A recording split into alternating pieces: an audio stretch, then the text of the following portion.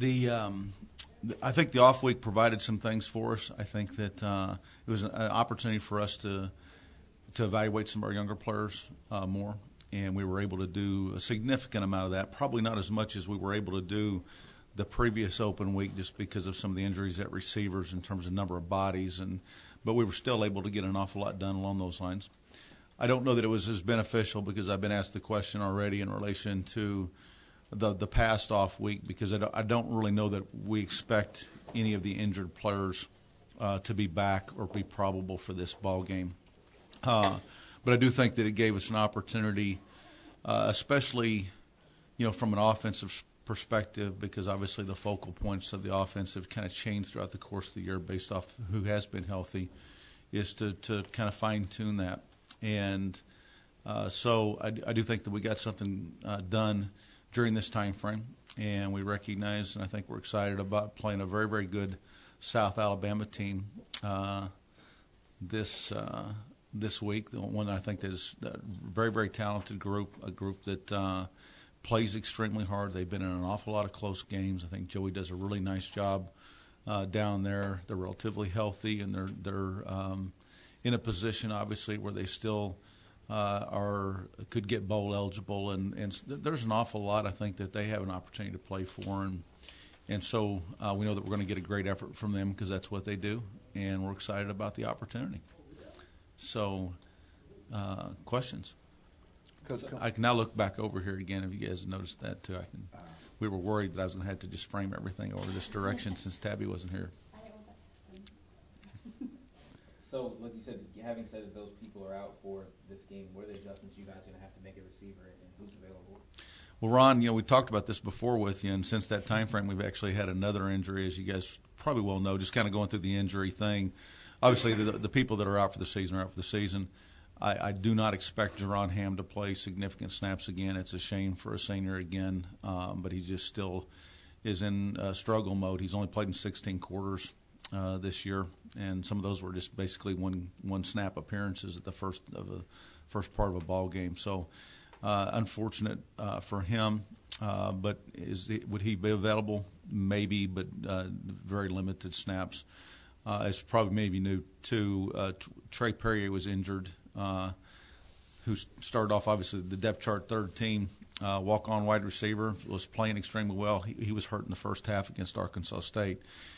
And I think he's questionable at this time in terms of how many snaps that he could actually get. I think he could potentially play.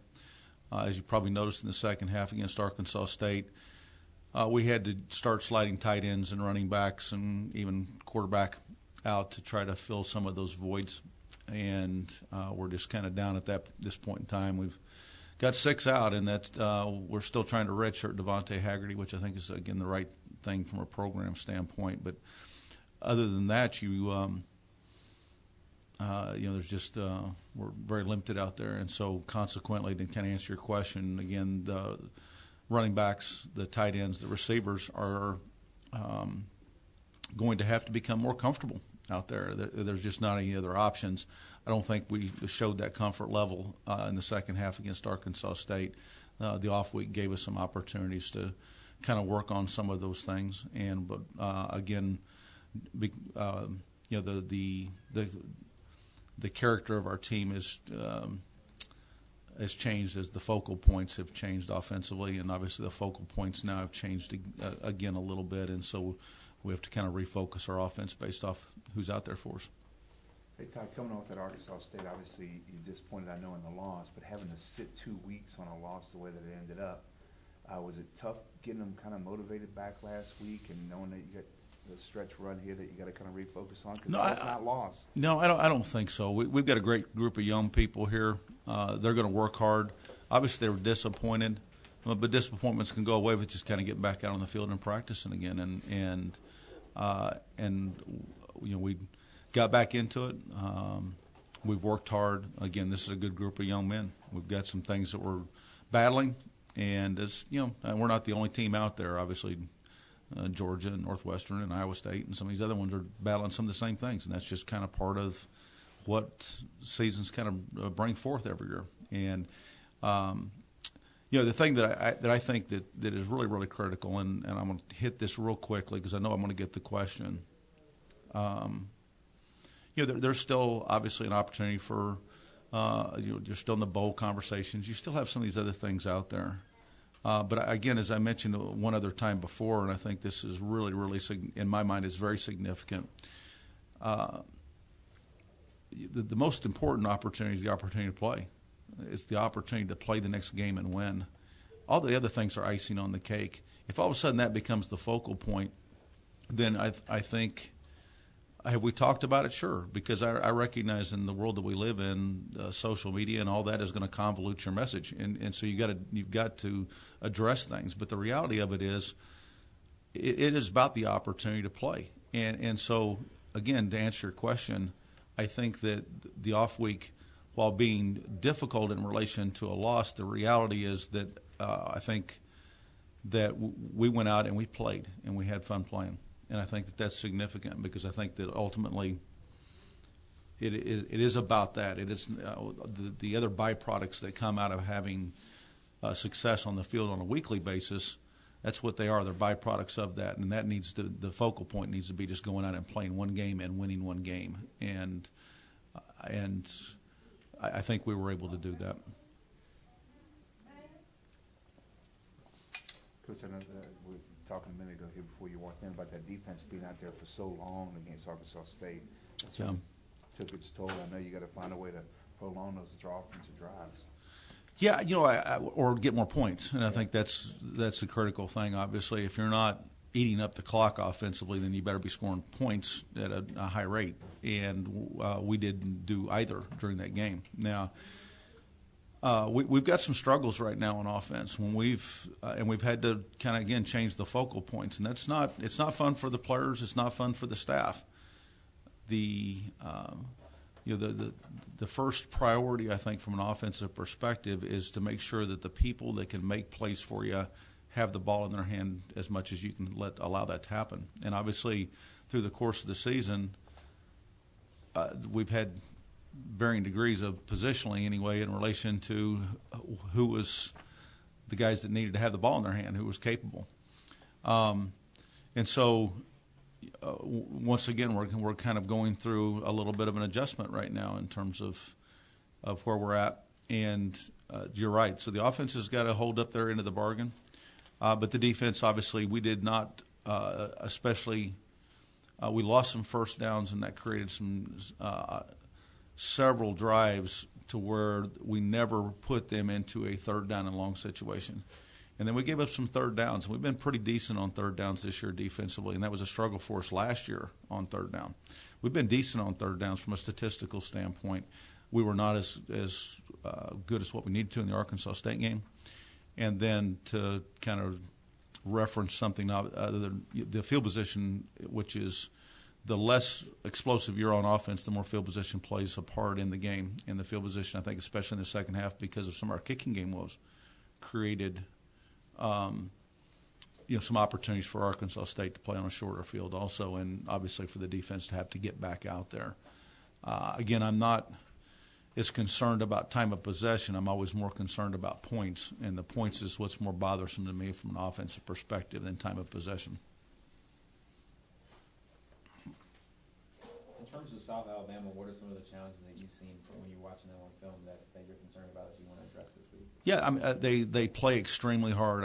One of the things that I think I mentioned this last year about Joey's teams is, that first snap and that last snap, there's no difference, and that everybody on the field is playing with some great energy. I think they're a physical team. I think they from a talent standpoint, as I've mentioned before, I don't know if there's a lot of difference between anybody in this conference. They're very, very multiple on both sides of the football. While they're a spread team on offense, they're going to create significant pressures with not just their athletes, but with their scheme in relation to, there's an awful lot of pullers and creating extra gaps in relation to formations and a lot of play action passes. And then defensively, they have a little bit of everything in them, from an odd man front to an even man front. They'll play man, they'll play zone, and they have multiple zones and multiple man coverages that they can go to. They try to do it from the same coverage contour, and so consequently it's a little bit more difficult to pick up on some things. And they've had some surprises, I think, in every ball game. They come out and there's a little bit of a change in what they do offensively and defensively. Now you might see it the rest of the ball game, but there's something that they're going to try to catch you off guard with. And all coaches attempt to do these things to varying degrees, depending upon how much they have to. They do a nice job, and so all the above. They're relatively healthy, and so again we've got our hands full, as everybody else has with them this year. I mean, you look at all their games, and all their games have been very, very close games, wins and losses. Yeah, I was looking, like 7 of their 9 games have been decided between a touchdown or less. Correct. And their 3 losses in conference have been by 2 points or less. So it's not like their record is indicative of what type of team they are. And I know that people want to ask you about, well, about getting your team up for Georgia State, but and they obviously responded. But in this case, it's like, okay, here's a team who's 1-3, but look at how they've lost. And then the teams they beat, like Tulane and Western Kentucky. And Western Kentucky, yeah. And obviously, as we've, again, talked before, I think that, certainly, I think that sometimes early in the season, based off of preseason predictions, which are obviously flawed to begin with, as every year. And that's why I don't really talk too much about those kind of things. I think that now there is a body of work out there, and there's some familiarity in terms of common opponents. And so consequently, what you're inferencing is the fact that there is, again, this body of work. There's that familiarity, and so consequently, there are some benchmarks that are out there, and I think that resonates with our team right now in relation to recognizing some of these common opponents that we've had and how they've played against those common opponents. With what you guys have been through, just with the bye week, with all the injuries, and just how you guys lost the last game, how important is the start of this first quarter of this game? I know obviously you start off well every game, but how is there more significance on the first quarter? I don't know if there's any more significance. I think that the first, that first offense defensive series on both sides of the football, first and second half, are really critical, because I think it basically portends to the tempo that the rest of the game is going to be played at, and and so I think setting that stage, setting the way the game is going to be played is very critical in every ball game. I don't know that it's any more critical this week. We've got if we were a younger team, then I think that that would be a little bit more significant. But we have a relatively mature team. I mean, we don't have a lot of senior starters, but we have a lot of guys that have played an awful lot of football, and so I don't know that that's as significant. So you touched on the ball game, and obviously the commissioner was on the teleconference yesterday, and with the difference from last year, I think that only 2 teams didn't get into a bowl game, with teams coming back from being ineligible last Right. year. I think it said there's probably 10 that might get left out at this point, with even more possibly to follow. I mean, I know it's one game at a time, but is it something that you look at, and what do you think are the percentages of chances of being able to, I mean, you could get to 6 or probably 7. I mean, what do you think? What would have to I have no clue. Do you think there's a good possibility? No, I don't really have. I mean, the only thing I think you can really base it off of is, to some degree, is past history, and obviously 6-6 from our conference. If you look back at past history, that has not been a good mark. 7-5, I think, is with our bowl tie-ins, because we have minimal, and you're going to look at Conference US, I think, has 5, and so that allows, if you are a 6-6 team from some of these other conferences, there's more opportunities. And so I haven't looked at it. I did not hear Commissioner Benson's comments yesterday or any of those other kinds of things. I haven't looked at it. I just know because, again, I address opportunities with our football team because I think it's important that they hear from us rather than just social media. But the reality of it is, we need to.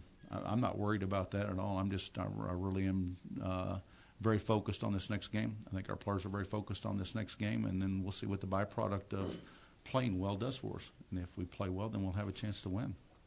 So you talk about addressing opportunities with your team, and currently it's just like, okay, here's the opportunity is that we have a game on Saturday and we have another chance to play. Sure. Now I've addressed the bowl not opportunities, but that based off past history, it's going to take two. Okay, I did that, last Sunday, not this past Sunday, but the Sunday before, and because again I know that they're going to hear those things, but I really,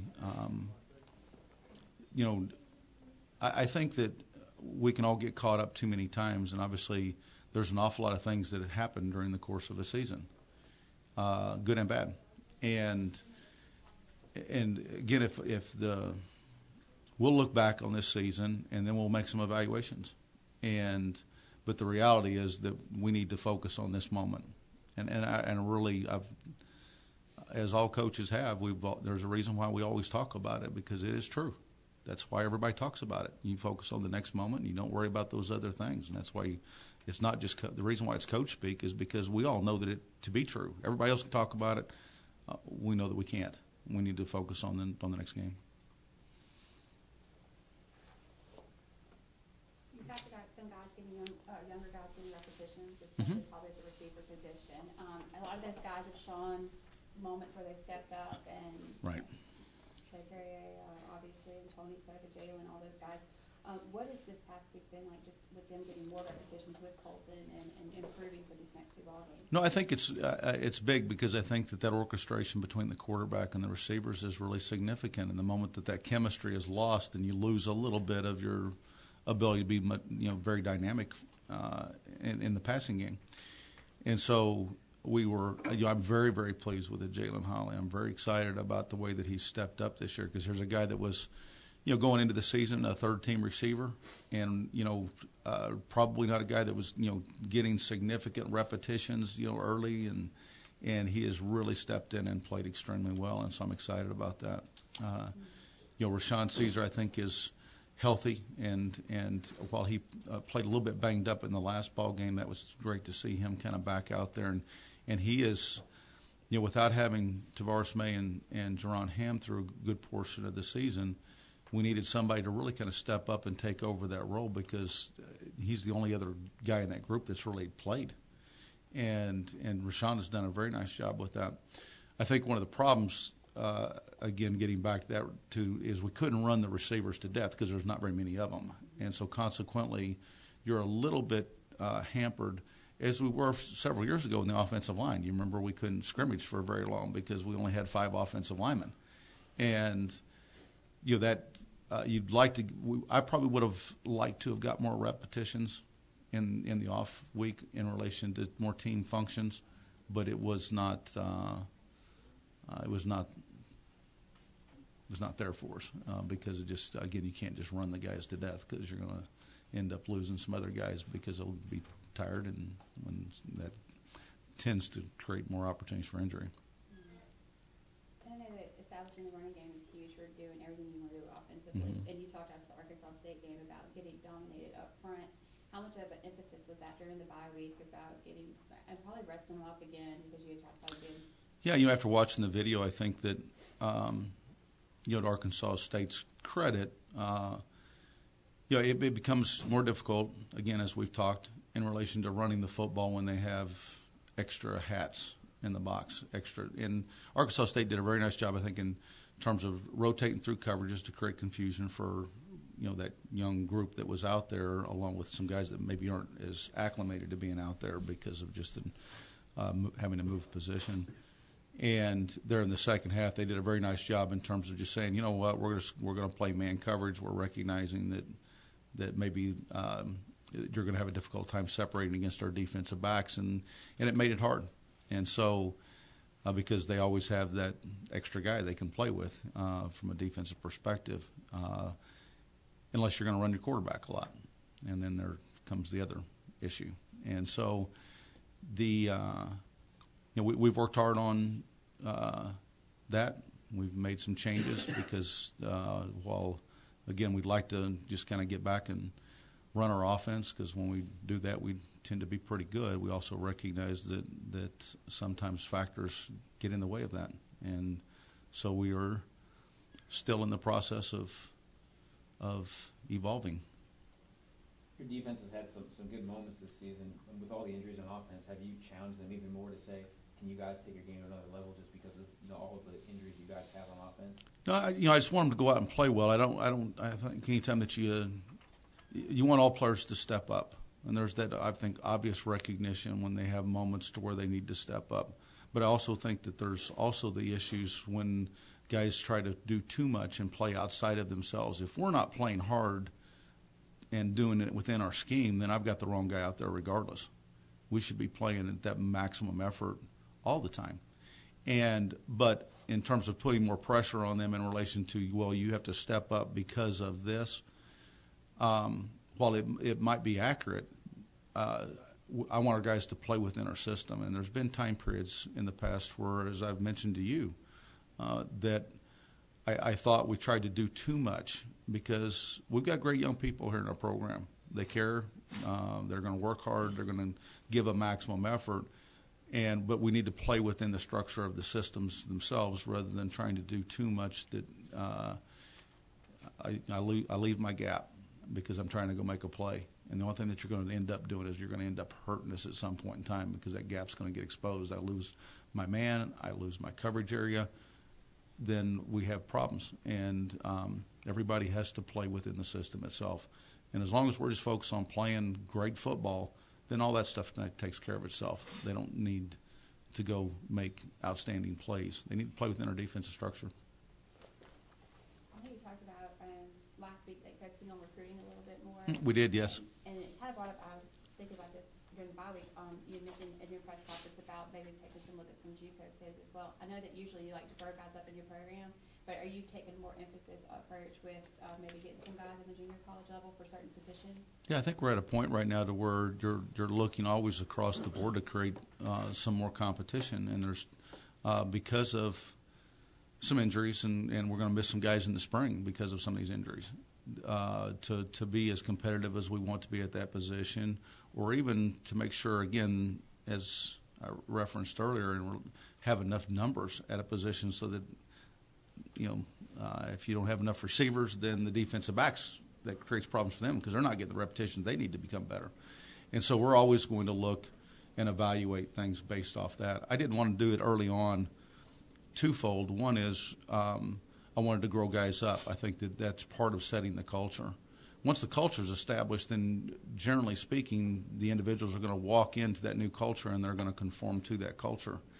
And I think we have that established. And so I don't have the problems that some people think that I might have with a junior college player. I don't have any problems. My dad was a junior college coach for years and years and years. And so the other thing was there were some difficulties in relation to, as I've mentioned before, academically getting junior college players in here because of past APR problems. Well, all those are gone now too. And so that opens up those doors. And with the new University of Louisiana system requirements, sometimes it's actually changed in the sense that as we move forward, it's going to be much easier to get a junior college player in than a high school player. And so we're always going to look at the changing landscape and because that creates opportunities, and try to adjust to that. So I inferred it, and you can go on from there. How much of your team's confidence going into a game is based off of preparation, based off of, like you said, the social media aspect, and based off of what you tell them? Well, that's a great question. I think the confidence should always be derived from preparation. If you've prepared well at anything that you've done, then you tend to do well. Whether it be a newscast, a sales pitch, or a football game. The more that you prepare, the more confidence that you have in your abilities to do things. That's why you practice.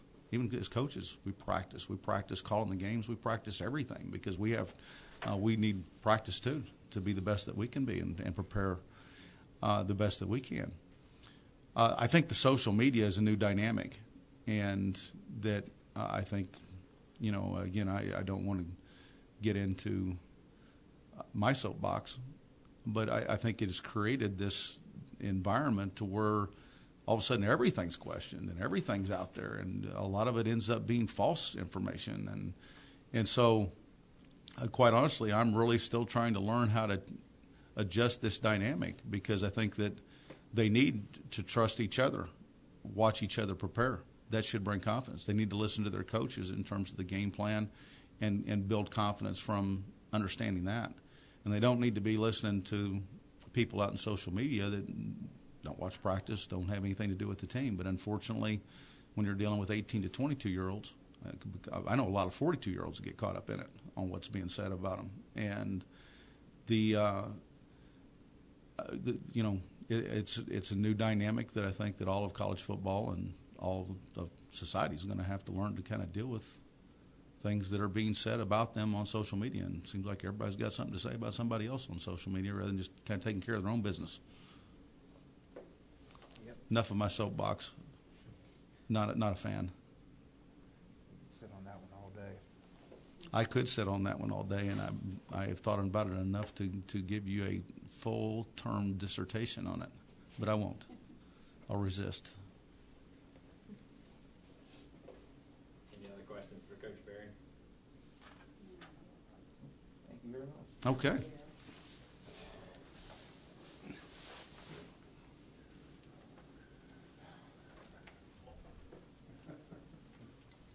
You want me to sit in here, Gerrand, with you? Nope. Speaking of social media, here's a social media team right there. The most entertaining tweeter on the team. Yeah, but he's also got a 3.5 GPA and he does all those other things right too. So he works all that. Some don't have ignorant tweets, they're just humorous. First up, sophomore Gerrand Johnson. The floor is open for questions. Coach Berry addressed that, it's going to take two to be able to continue to have one more game and be able to have some football in December. But I guess that starts this week with South Alabama. Just how is the team, you see that you change after the bye week and just kind of focus, shift your focus to just this one game? Yes, ma'am. Well, ball games all fine and dandy, but like Coach Berry said, we're excited about the opportunity to play them. Just one more opportunity to go out and show the world that we are the Warhawks. We are back. Just compete, That's the number one driving factor, is a chance to compete. As an underclassman, after seeing that last home game for the seniors, and I'm sure they talked about it was a huge letdown for them, and being an underclassman, some of the other guys start, did you maybe put more extra emphasis on wanting to send them out right after having a little bit of that distaste of the way that the home slate ended? Oh, yes, ma'am. I mean, I transferred into this place, and they opened me with wide open arms. We grind together every summer through a rigorous off-season routine. You bleed with these guys, you cry with the guys, and you just want to send them out on a better note. So I'm committed to sitting there. We give my 100% effort, just to see them off, because I love them. Jairus, Gerrand, Josh Allen. I mean, we compete all the time, laugh. So, I'm committed to send them out on a better note. What do you think of the state of your defenses right now after you got Arkansas State game? Where are you guys at confidence-wise in terms of getting back to some of the games you had that were better this season? I mean, our confidence never wavers, We just go back to the drawing board. I mean, stuff we do is correctable. It ain't nothing that we got our scheme, our muscle, nothing that. Everything we do is correctable. Just better effort, better execution, better play.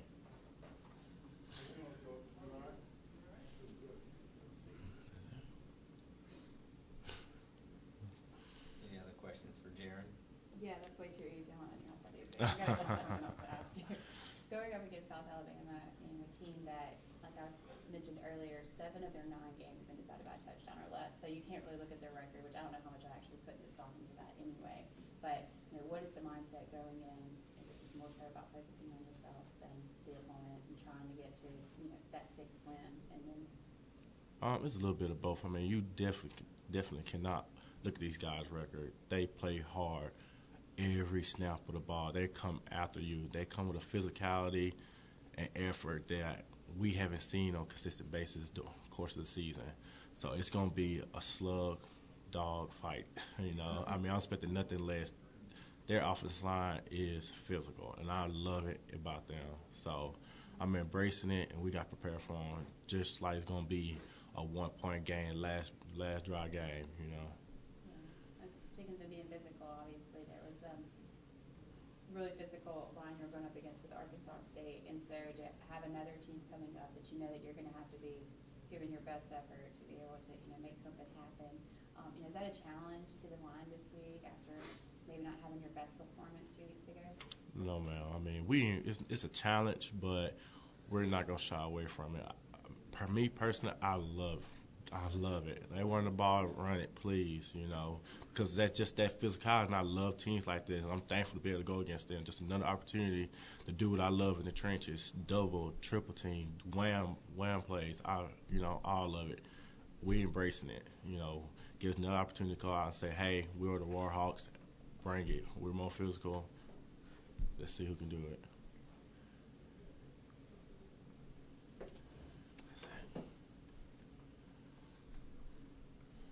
Anything else? Thank you very much. All right.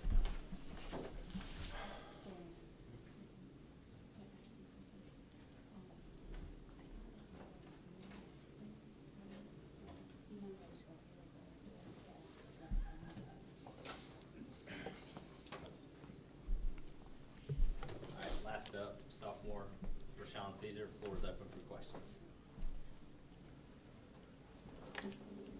You talked about before the season about trying to make a name for yourself and looking up to guys like Gerrand on how to get yourself out there, but now you're pretty much the veteran guy every week. I know it's not the way that you wanted it to be, but how much more of an emphasis do you put on yourself and responsibility about now you're bringing along these younger guys probably a lot earlier than you anticipated in your career? Going in, I just always tell myself, like, hey, I wake up in the morning, I'm like, you got to get better today because they got a team out there that needs you to come through for them. So we come to practice, we work hard. I'm coaching the younger guys up. They're doing a great job. It's just like, but you got to come and play hard. And the younger guys know that I need them to step up too, like I tell them all the time. You got a defense that's going in, keying to just stop me out there receiver, so that's going to open up opportunities for y'all. But y'all got to make the plays. And they're doing a great job of that. How did the bye week give you guys a chance to mentally regroup, to bounce back to win this next game? It was great. It gave us opportunity to watch film on South Alabama, which is a great team. Get healthy. The guys that are injured, they're looking pretty good. We'll see later on in the week how that prevails for them. But it gave us opportunity to just get healthy and refocus on what we need to do to go in and give South Alabama a great game. What are some things that the older receivers told you that maybe you're now repeating to some of the younger guys like the Jalen and Tony, those guys? They always told me that you never know when it's going to be your time. Just always be ready. Like Trey Perrier stepped up in the Troy game. He didn't even know if he was going to play that game, and he ended up scoring two touchdowns for us, which helped us come up with a great victory. I guess along the same lines, the whole mindset about if you're football in December and being able to have another chance at bowl game and giving the seniors one more opportunity to play. How much does that play into preparing for this week, knowing you got to get to 6 before you get to 7? Coaches always tell us to take it one game at a time.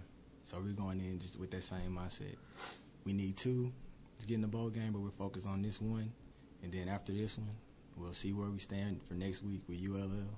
And then after those 2 games over with, the outcome is we just have to wait and see.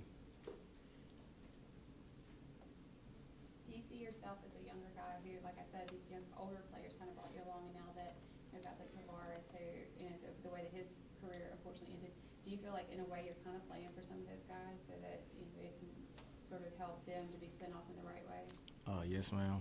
I feel like they're still seniors. Even though they're not playing, I still want to send them off on a good note. So I just give them my all. I still ask them, like, what I need to do to better my game since they've been here longer than I have. I'm more mature, and I'm still trying to get used to the speed of playing the game, being that I'm so young. But overall, I just want to send them out on a good note. You mentioned that from the film you saw that South Alabama was a really competitive team despite the record. So can a team like that be even more dangerous because they don't really have much to lose in terms of they want to put their mark on the end of the season and build towards next year and just play hard and physical? Yeah, they can, but we just have to come in with the mindset that it's going to be a close game. It's going to come down to a 2-minute drill like my coaches always preach to us. But, yeah, like teams like that, they can sneak in and give you some unexpected things, but we just have to make sure we're prepared for, anything.